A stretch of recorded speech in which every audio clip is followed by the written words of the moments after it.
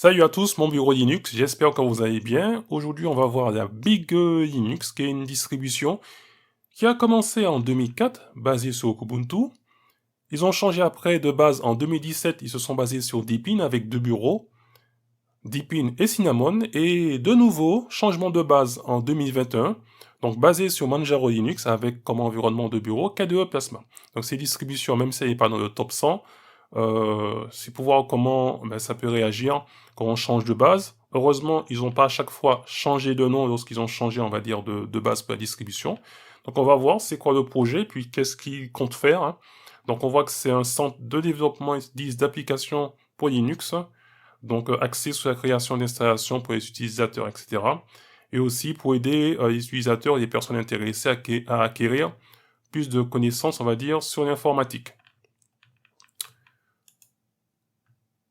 Donc ils ont des outils qui sont intégrés, hein. Donc ils ont un centre de contrôle, il y a la possibilité donc d'avoir des informations complètes sur le matériel, la possibilité de lecture du texte dans un PDF, donc restauration à un clic.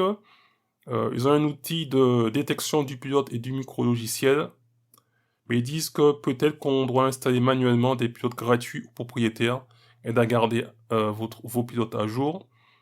Ils ont un programme pour faire de la réduction de bruit lorsqu'on utilise un micro. Vous avez du time shift et instantané, donc avec ou sans BTRFS. Donc ils disposent dans Big Linux de la distri de 6 interfaces dans le control center.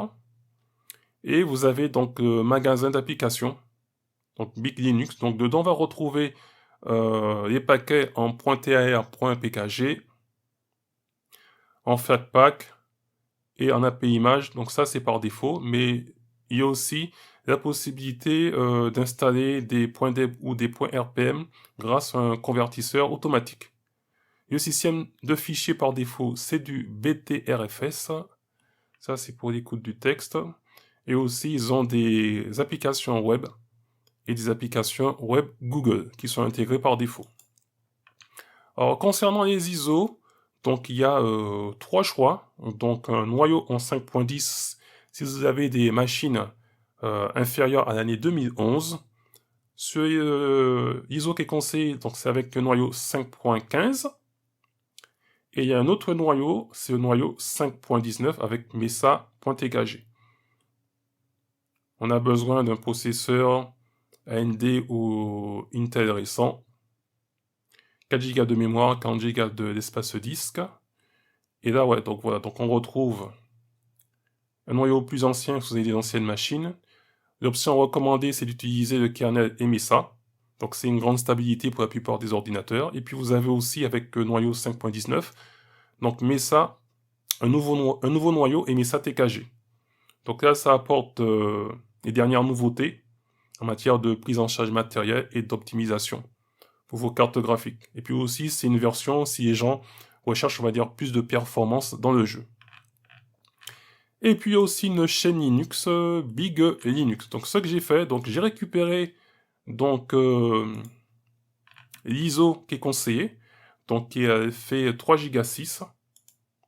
Donc voilà, donc elle est sortie il y a 2 jours. Donc la 2022-09-02. Donc j'ai déjà préparé la VM. J'ai mis 4 Go de RAM, 4 CPU, etc. ISO, le disque 40 Go. Et on peut démarrer donc cette Big Linux. Donc c'est une distribution, voilà, qui nous vient du Brésil. Donc ici on a donc soit on démarre sur des drivers propriétaires ou des drivers open source. Et vous avez aussi des options avancées pour les drivers propriétaires ou les drivers open source.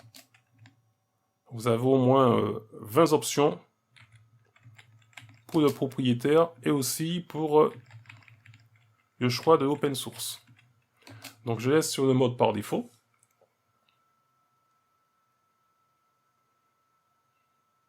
Donc ici, ce sera simplement l'installation vite fait dans une VM. Et après, je reviendrai peut-être au week-end prochain, une fois que j'aurai testé en dur sur mon portable HP, puisque dedans, il y a, on va dire, une ancienne carte Nvidia, c'est pour voir comment le système réagit. Donc, sélection de la langue et du clavier, etc. Alors, France.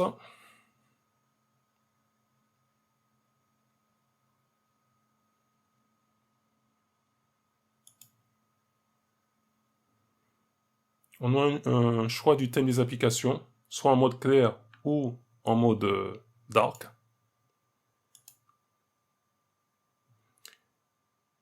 Concernant le choix du bureau, donc classique, new et moderne, là c'est pour avoir de meilleures performances. On va rester sur du classique.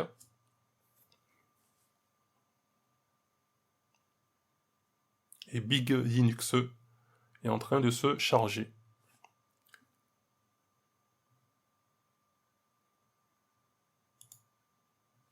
Une petite console.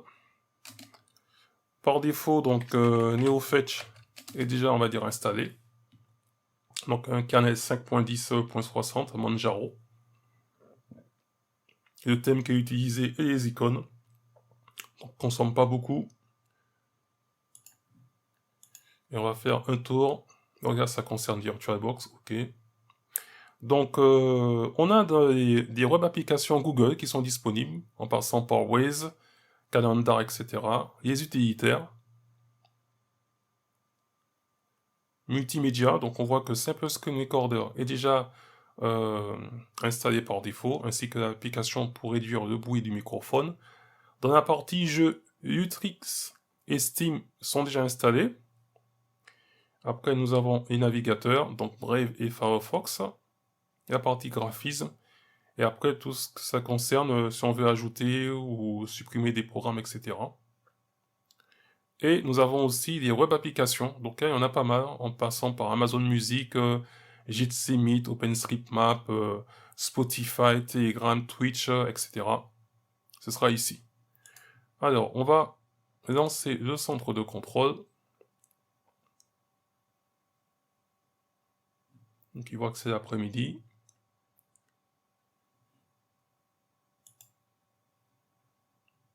Et on a différents paramètres qu'on verra une fois que le système sera installé.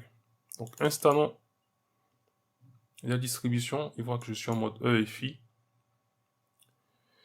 Donc, on a trois choix. Par défaut, on est sur performance avec un BTRFS sans F-Sync. Sinon, il y a un mode modèle et un mode compatibilité. Mais le mode compatibilité, c'est système de fichiers en ext4. Le mode modèle, c'est BTRFS avec F-Sync. Donc, voilà, choisir. Et après, il va lancer. Donc, on retrouve Calamares.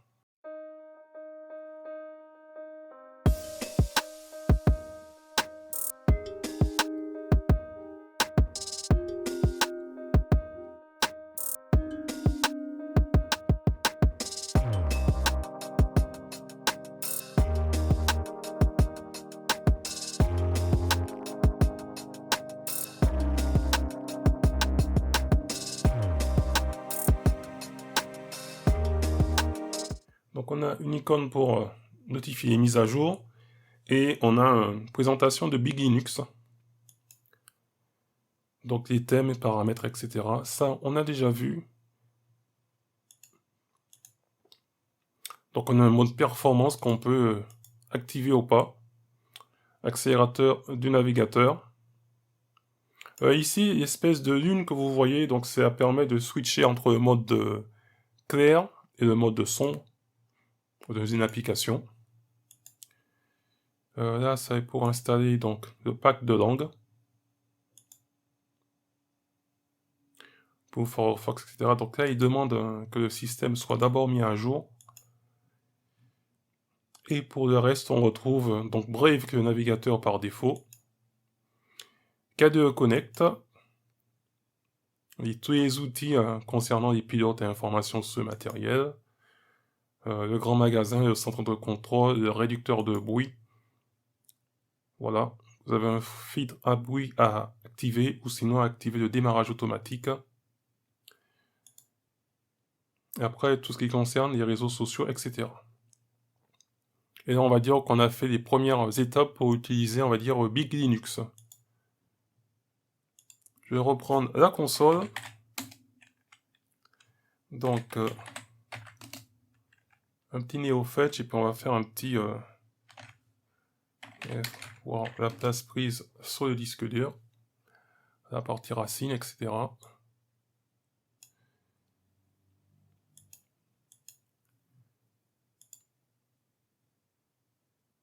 Donc, les web applications Google, il y en a pas mal. Et pareil, au niveau des applications web, vous en avez pas mal ici. Et vous pouvez en ajouter ou en supprimer.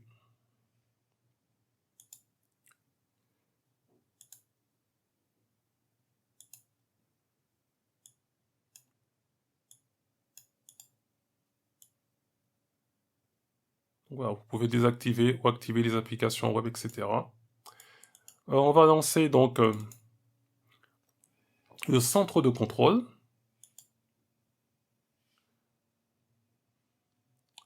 Donc là, on a déjà vu tout ce qui était bureau thème, donc ça reprend ces différents paramètres. On peut restaurer, on va dire, des programmes, etc.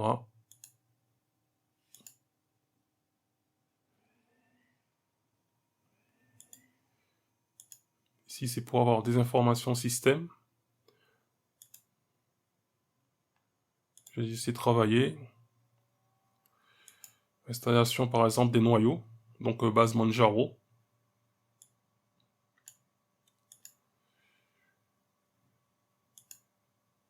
Donc, il voit donc, mon Core i5 de 6e génération. Et après, vous avez des infos sur la carte mère, etc. Ça, je le ferai sur mon ordinateur HP. On a donc installé des pilotes et des micro-logiciels. Donc la VM, ce sera pas intéressant, mais ça permettra de voir ce qui est, on va dire, proposé par défaut. Notamment si vous avez une carte Nvidia, donc avec le mode hybride ou Prime. Donc Nvidia 470, du 390, du 515, etc. Et après, pareil, des programmes pour le Wi-Fi, des réseaux câblés, du Bluetooth, les imprimantes 3D, ce sera par ici. Pour le son, etc. Donc là, je reviens donc sur le menu principal. Donc toujours ici, on peut mettre l'application en thème sombre ou en thème clair. Les instantanés. Introduction à Big Linux, donc c'est là on a vu pour, par exemple, le choix des langues. On va lancer vite fait LibreOffice Writer, c'est simplement pour vérifier si l'application est en français.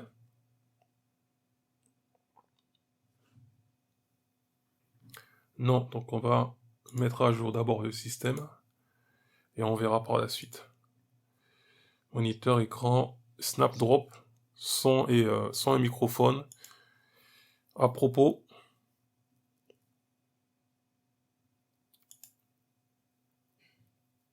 donc voilà, donc à propos du noyau K2, de la version de KDE Plasma en 5.24.6.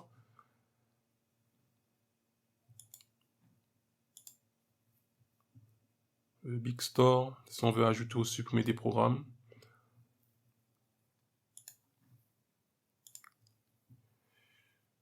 Configuration, donc mise à jour logiciel. Il y avait normalement 2 mises à jour.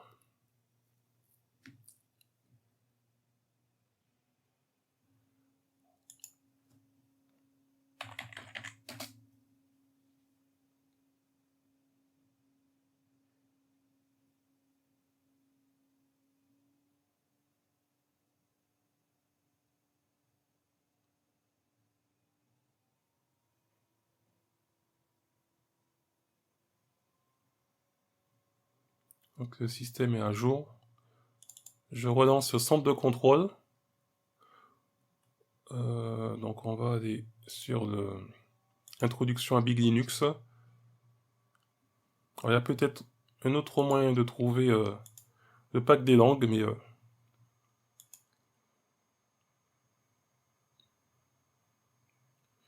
oui.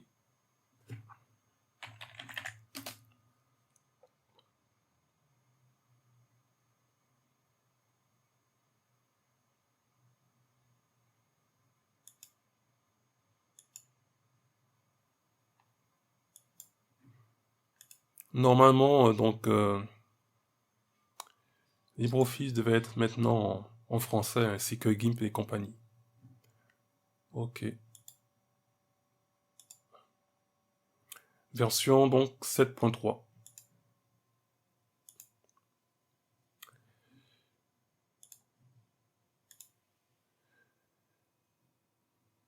Donc ajouter ou supprimer, on va dire, des logiciels. Donc, il y a différents dépôts. Hein. Donc là, vous avez pas Mac pour ajouter ou supprimer des programmes. Sinon, avec les outils maison, donc là j'ai cliqué sur Brave. Voilà. Donc vous avez le Big Store. Donc le Big Store, on voit qu'il y a des paquets qui sont natifs en AUR ou en Flatpak. Donc c'est déjà activé par défaut. Et puis après, il faut choisir dans quelle branche qu'on veut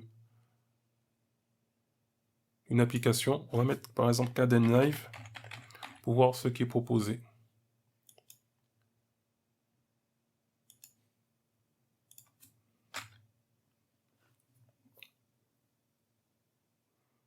Donc on a un Kdenlive du dépôt en 22.04, soit en programme AUR, soit en API image ou en -kit. Sinon, vous avez une version de Kdenlive en Flatpak. Donc la version la plus à jour en 22.08, soit vous prenez API image, ou soit vous prenez la version Flatpak. Voyons voir c'est quoi le mode simplifié. Bon, il n'y a rien qui se passe. Et on voit qu'ici, on a des petits chiffres disant les différentes possibilités que l'on a. Donc dans le paquet natif, il y a une version du programme, et dans le paquet AUR, vous en avez 4. Donc ça, c'est intéressant comme présentation. Et puis après, on voit qu'ici, on a la possibilité aussi d'activer les paquets Snap, mais c'est handicapé, donc je ne sais pas à quoi ça fait référence. J'aurais eu le temps de me pencher sur le sujet. Donc là, on était dans le Big Store. Donc je vois avec PAMAC, on va voir la différence qu'il y a. En recherchant donc la même application Kdenlive.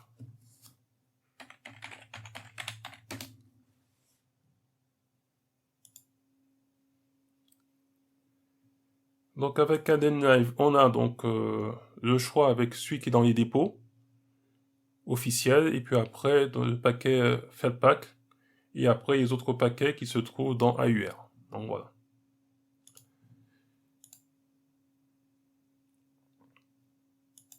Et le centre de contrôle qu'on a déjà vu. Donc j'ai déjà fait à peu près le tour du système.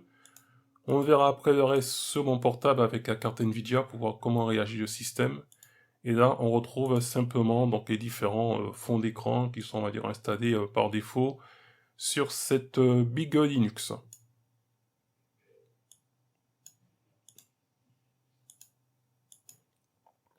Voilà.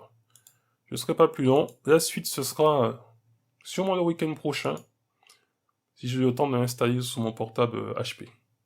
Donc voilà, je vous présentais donc la Big Linux, qui est une distribution qui a commencé en 2004 avec Ubuntu, après qui a changé de base en 2017 pour se baser sur Deepin, avec environnement de bureau Cinnamon et Deepin, et puis en 2021, ils ont changé encore de base en se basant sur Manjaro KDE avec le bureau KDE Plasma.